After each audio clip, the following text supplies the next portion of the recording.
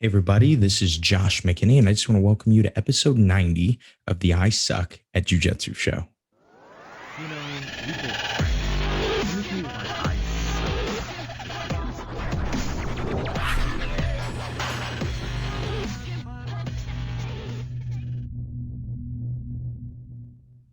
So, hello. Hey, everybody. Great to see you. Great to hear from you. It's just me and you today. Last week we had on Sean Williams. I got so much feedback from that episode. If you guys have not checked out that episode, it is episode 89 of the I Suck at Jiu-Jitsu show. And as I said in the episode, it is for sure the most true to what this show was started for. You know, the show was started to suck less at jiu-jitsu. It really isn't started to be an interview podcast where we just talk to people about nothing, right? Which can be a really fun form of podcasting and can really create some great conversations. I love to do that, but it's just not what the show was started for. The show was started to get better at jiu-jitsu more efficiently and effectively. And Sean, for about an hour and a half, does that. It is just straight through. If you don't know Sean, you'll know nothing about him differently by the end of the podcast, besides that he is amazing at jiu-jitsu. We really don't get into his history, which is super cool. Just get into jiu-jitsu. There's a bunch of podcasts that he's been on where they talk about his backstory, which is interesting. We just were not one of them. So if you guys have not checked that out and you want to get better at training jiu-jitsu, I would be sure to check that episode out. Again, that is episode 89 with Sean Williams. Now, before we get in to the podcast, I wanted to tell you guys just really quickly about something that is happening this weekend. If you are listening to this show when it normally comes out, it's happening Saturday, June 12th, and it is called Samurai Con. And what Samurai Con is a virtual martial arts festival. And of course, I wouldn't be telling you guys about it unless there was jiu-jitsu. There is going to be some jiu-jitsu taught, and just some different workshops taught, not just with jiu-jitsu, but with Muay Thai, with all kinds of other martial arts that I don't know anything about. But you're somebody who loves jiu-jitsu from the martial arts standpoint, which is something that I feel like I do a lot. I really feel like one of the biggest reasons I care about martial arts is because of, or jiu-jitsu is because of my love for martial arts, the beauty of martial arts. I think if you are somebody who likes that, this Samurai Con, this virtual comic con of martial arts, is going to be for you. You will absolutely love it. It'll be about 15 hours worth of content. And there are different packages that you can purchase. You can check them all out at samuraicon.com. That is samurai-con. That is not one word, okay? So samuraicon.com, and you can get a ton more info, see some of the different instructors. It's really cool because they have their list of featured guests, and you can kind of go through it and see who you want to hear from, who you want to know about. And what's cool to me, what kind of sucks to me is I won't be able to attend it. But what's cool to me is they have guys like Helson Gracie there that are going to be showing the word of jiu-jitsu. And so it's really cool that there are all these people that are signed up in a martial arts event that isn't just jiu-jitsu versus everybody. Sometimes we feel like that in jiu-jitsu, that it's our martial arts versus everyone else's. But you can respect other people's martial arts, and you can also be an event like this and show the usefulness of jiu-jitsu. And I think that's really cool too. So it will be a cool contrast, at least in my opinion, to see how that goes, how it looks in comparison to some of the other martial arts that are going to be taught. I think that's going to be cool. But for me, I won't be there this weekend because what we're talking about in the episode, we are talking about competition. I'm going to be at a competition. As you guys know, I've competed a bunch recently. I had 3 tournaments in a row where I came back with a silver medal, which sucks. It wasn't like very well earned, hard fought silver medals. It was like I was just losing to really tough guys in the finals. It's been frustrating. It's been tough. It happens though. I went in with the right mindset, and that's what we're going to talk about. Sometimes you go in with the right mindset, and maybe physically you're not where you should be. And that's probably where I was feeling. I have not felt as good in competition shape as I normally do for just various reasons. But we're back. Felt good this last tournament. Still lost, but felt good. The right mindset is really important. And since I'm fresh off just doing 3 tournaments in a row, I thought this would be a perfect time to talk about mindset. And because I have a ton of students competing this Saturday, which is also Samurai Con, which sucks that I don't get to watch it, but it's also going to be fun to watch my students. Just to start out, before we get into the episode, just start out with a little story. I was talking to one of my white belts on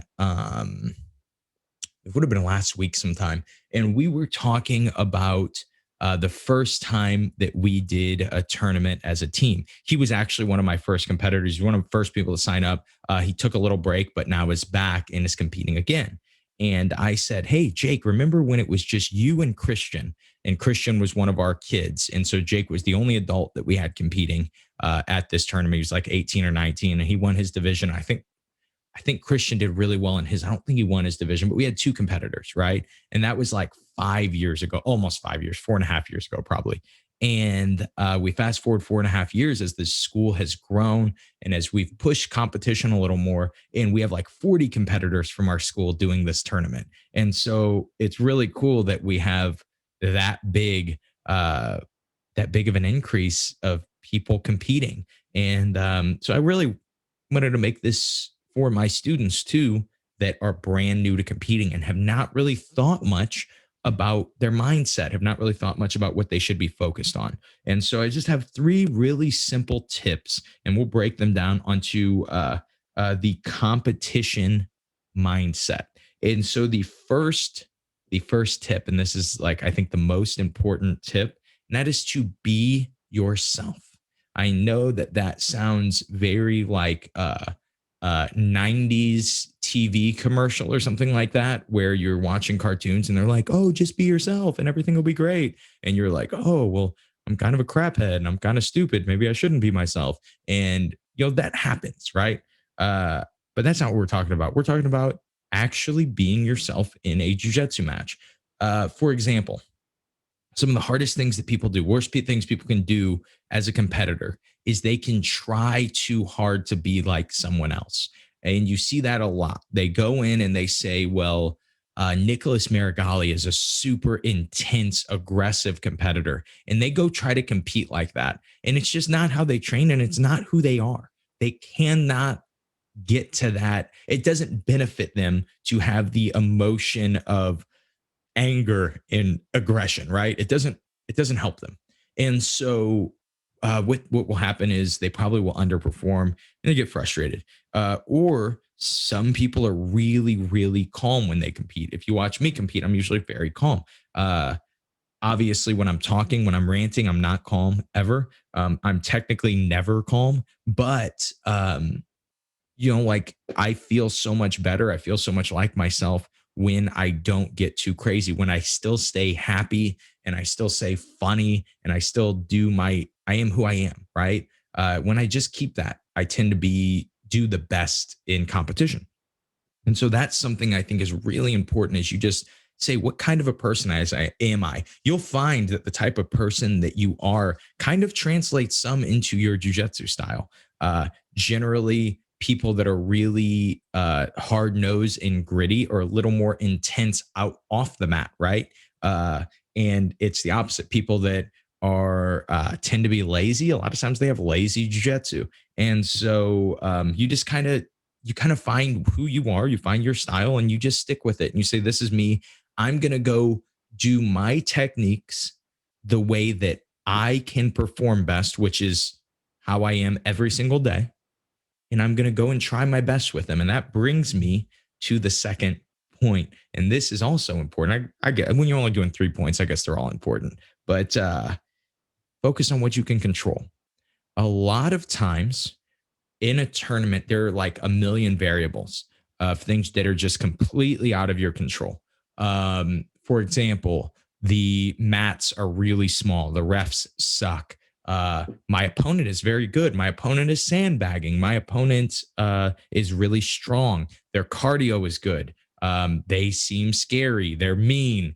Everyone hates you. There's a million things that can happen at a tournament, right? You could get shared by flow grappling and you could be getting submitted, or you could be end up on ibjjf.com's main page. As soon as you click ibjjf.com, the first video could be you getting your back taken.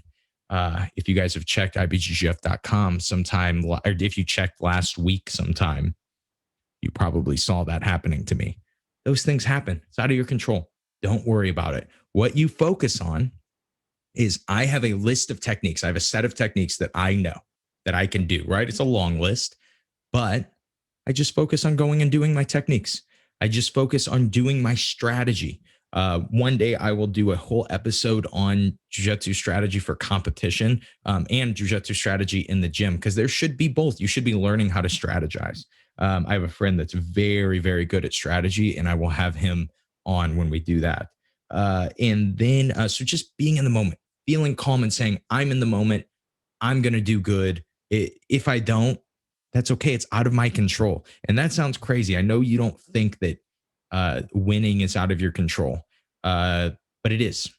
When you go, for example, I know you say, well, no, you can overcome anything in your mind. It's just not true. If you are not good at jujitsu and you go with me, you can have the best mindset in the world. I'm going to kill you. It doesn't matter, right? If I fight somebody who has 10 times better the jujitsu than me, and I have the perfect mindset and the perfect strategy, most likely it's not going to matter. They're still going to crush me, right? That's out of my control. All I can control is that I follow my strategy, my game plan, and use my jujitsu to the best of my ability. So that's all we're trying to do. When we're focusing on focusing on what we can control, is we're just saying, I'm tired. Okay, that's out of my control. I can't not be tired. I can't choose to not be tired anymore. I'm tired. My foot hurts. I was in that foot lock for too long. It's out of my control. Who cares? Just go and compete. Just go and do jujitsu. Be yourself. Use your jujitsu. And the last thing, find a routine. So this is something that I have struggled with since white belt. And I finally, of course, I'll make small changes, that like you always do. But I finally have a routine that I really do like, and I really do feel keeps me comfortable. And what the goal of the routine is to make you feel the most like yourself, right? There are days that you feel really tired and you feel draggy and you're like, I don't feel like me, right? When I compete, I want to feel as much like myself as humanly possible. And so, what I'm going to do in my routine, I'll just go through mine and then I'll give you guys some tips on yours. One is, if you travel, this traveling should be part of your routine. Okay. If you're just competing at a local tournament, maybe you don't need to start your routine until the morning of. But when I travel, my routine starts traveling. One, I always try to be in town early. And the reason you do that is because then you're not dealing with traffic when you get into town. Usually, if you get it into town at like 5 or 6, you deal with traffic. It takes longer. It takes long to eat dinner. It takes long to get seated. I try to get there early and then usually eat when I normally eat. And so, like on a Friday, I would normally eat at like 5. So I'm going to try to eat at 5 because I compete on Saturday. I just traveled. I just got here. I made it in early. Now I'm going to make sure that I'm getting the right food. And then after dinner, something like a walk or a stretch, just nothing intense. No, I mean, I wouldn't live roll or anything. You could drill stuff if you wanted to in your hotel room. But I always do something like that, some type of movement. One of the worst mistakes you can make in a warm up is that so you take off the whole week you're going to compete because you're trying to recover, right? Which makes sense. But the first time you get your heart rate up is then going to be at the tournament right before you compete. Your body has kind of lost the ability to be used to that feeling. And so just doing something that will bring your heart rate up to like 120, 130, just like, and for a lot of us, just a walk will do that a little bit uphill of a walk and your heart rate's going to be high. The better shape you are, the harder it is to get your heart rate up. But it's just what you're looking at is like trying to find that routine. Okay. So that's my day of routine. And then it always finishes with eating Swedish fish. Yes, the candy Swedish fish. That's how I always finish my day before I compete. It's not really superstitious. I don't believe Swedish fish has any magical power. The idea was one time when I was a blue belt, I was really struggling to make weight. This is the last time I did lightweight. Maybe I was a purple belt last time I did lightweight, but yeah, feel horrible. And I actually was on weight the day before. I was actually a little under. And my dad suggested trying to eat some type of sugar because I had been low carb dieting. And he was like, if you eat some type of sugar, it can replenish your glycogen storages. And generally, that is what I'm doing to make weight. I'm lowering my carbs a little bit. And then you kind of bring those carbs up, ideally 2 days before. But if you can do it just the day before, that's okay too. And so usually that's how I finish that night. Try to get a good night's sleep, all the things I normally take to go to bed, which is like melatonin and, there's certain teas I drink and stuff like that. But we try to find a routine for that night before. Now the routine of the day for me has tweaked a little bit because I have finally just accepted that I am a coach and a competitor, and there's nothing I can do about that. It's very hard to coach and compete at a really high level. So, meaning like I'm coaching, some of my blue and purple belts are fighting the best guys in the world at their belt level, and so I'm coaching intense, close, intricate matches, and then they're calling my name on the loudspeaker to go fight one of the best black belts in the world. And so it's just something I had to accept. I used to not, if I was going to compete, I wouldn't coach. But now I am like, I got to figure out how to do both. And so my mindset has changed. My routine has changed, but this is exactly what my routine is. I only need an hour now. I used to take the whole morning and do all kinds of random crap, but now my hour routine is this. First, if possible, if my weight is on, I like coffee an hour out before I compete. I love to get that little bit of a caffeine buzz and be feeling good before I compete. So that is my 1 hour. Second, I do a round of Wim Hof breathing. There's a YouTube link that I'll post or I'll put in the description of this video that you guys can check out. And it's really helps with anxiety before competing. Pretty much I would say half of my students probably do this now. A lot of us did this Wim Hof seminar, really liked it. And so we've been using that to help with competition anxiety, which is something I struggle with. So then I do that. Then I have a specific warm up, usually takes about 5 to 10 minutes. And that is me 50 minutes out before competing. And then usually I'll do a little bit of a cool down. If I have a student that's going at this time, I still will coach. I used to not do this, but now, I just do my warm up in sessions. So then I can coach in between if I need to. And so then I'll still coach. Then about 30 minutes before, I'll do one more session of Wim Hof breathing, and then I'll redo that warm up. And so then I should be sweaty. I actually should be kind of tired. And then I wait for my name to get called. If they call me early, this is really important. They call you early, especially in IBJJF. Not all tournaments do this. Sometimes they'll call you and then be like, oh, we called you, and you missed. With IBJJF, they cannot ask you to compete before your original registered time. So 3 days before each tournament, they post brackets and they post Josh McKinney is going to go at 12. Okay. So if they call me at 11, I do not have to show up until 12. Okay. The reason they called me at 11 is because some guys got submitted early on my mat. So that it's, we've pushed a little farther, and then probably my guy was struggling to make weight. So he went and checked in so he could go make weight. Okay. So he's set and ready to fight, but he checked in to make weight. Now for me, if I'm on weight, sometimes I'll do the same thing. I'll check in early to just try to make weight. But if I'm on weight and I'm not warm, I'm not going to go fight that guy. I'm going to take my hour that I get. Because of the rules, I cannot get DQ'd until 20 minutes after the original time that I was supposed to be called. So we'll wait and warm up and then be in the right mindset and the right warm up. Keeping your routine is so important when it comes to jiu-jitsu. Of course, I would probably perform not much differently if I just did a really quick little warm up and then said, okay, it's 11:10. I'm going to go fight, right? It might not change most of my matches, but if you can just be up 1% more in a jiu-jitsu match, if it's something that you could do that, it's worth it, right? Because you're fighting somebody at your belt level, your weight level, and your age group. So there is a chance that the match could be really, really close.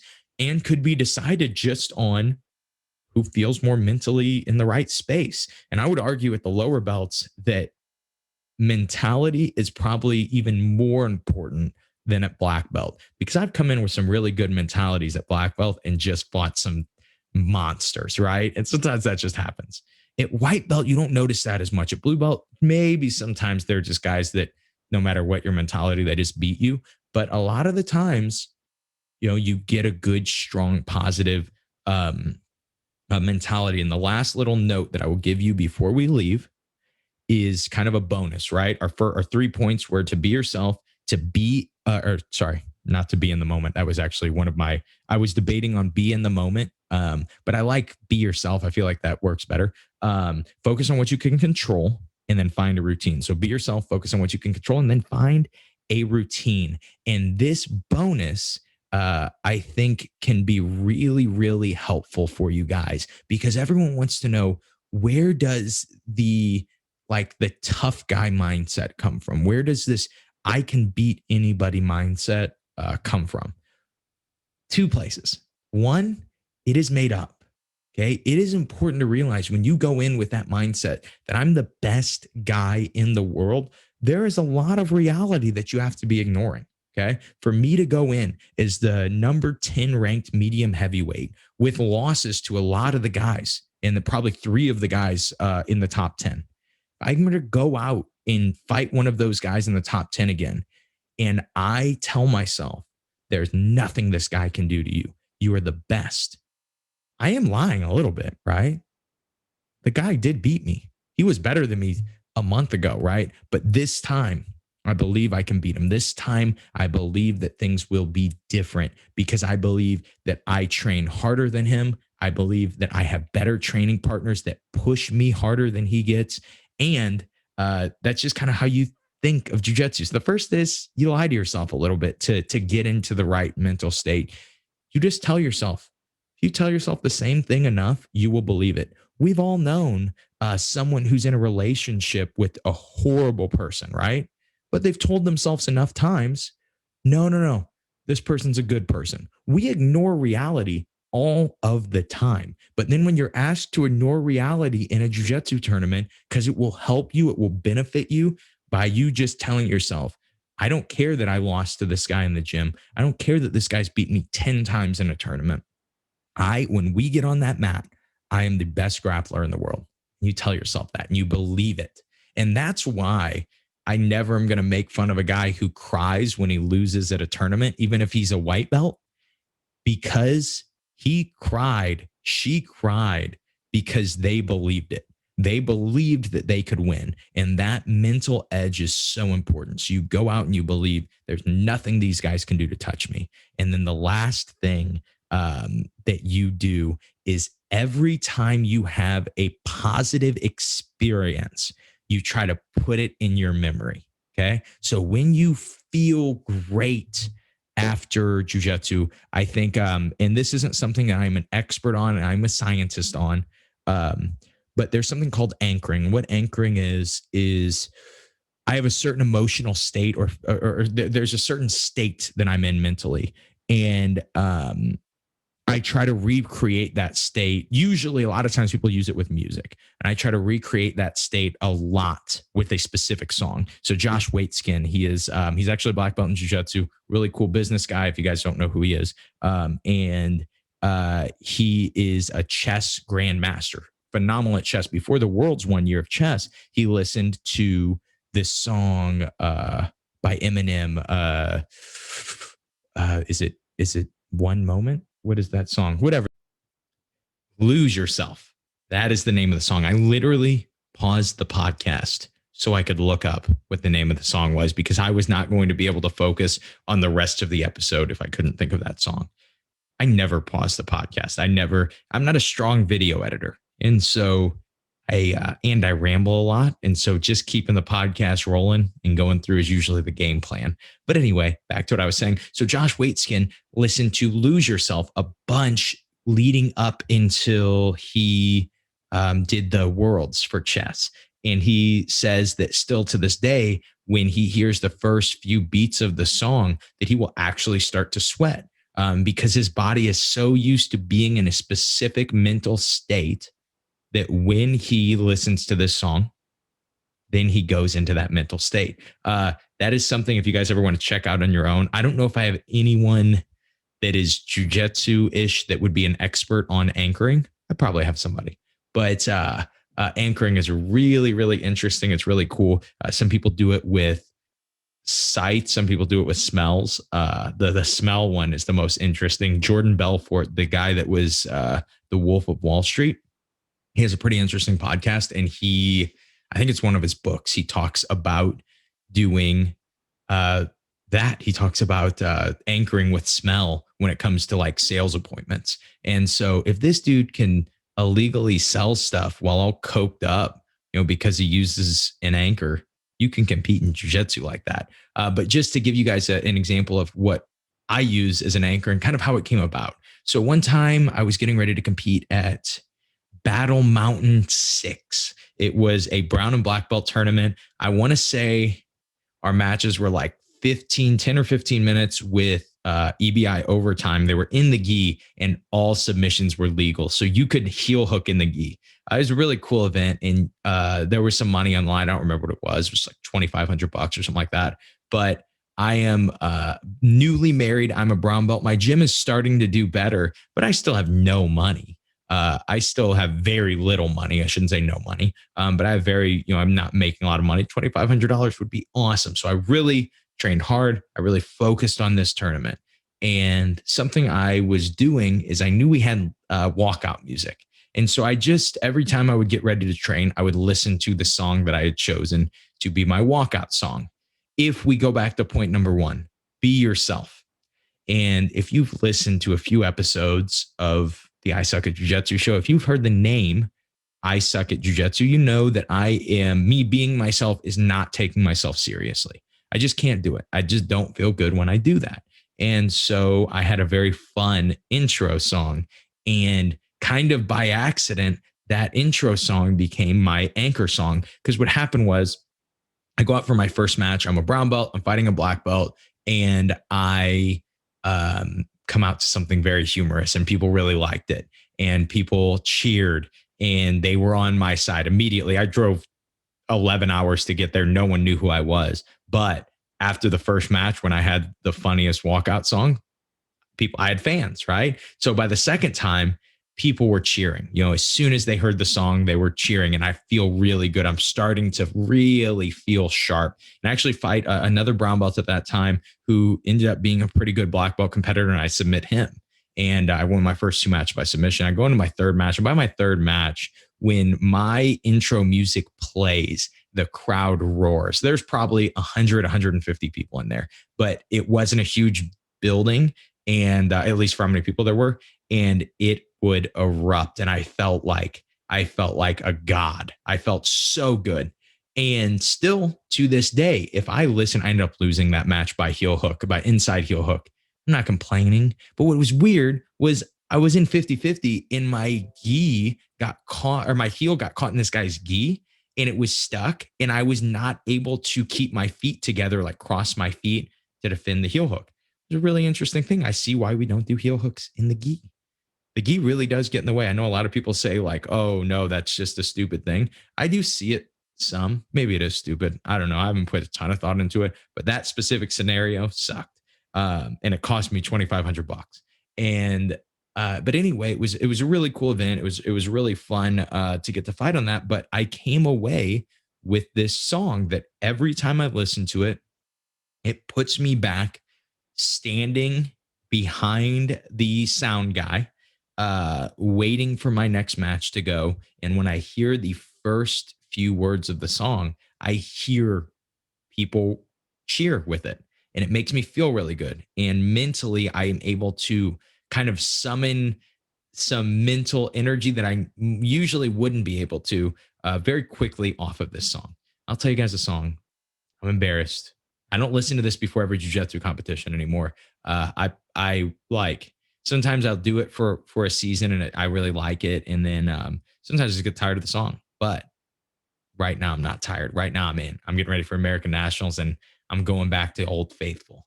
And so Old Faithful, I'm just going to go out and say it.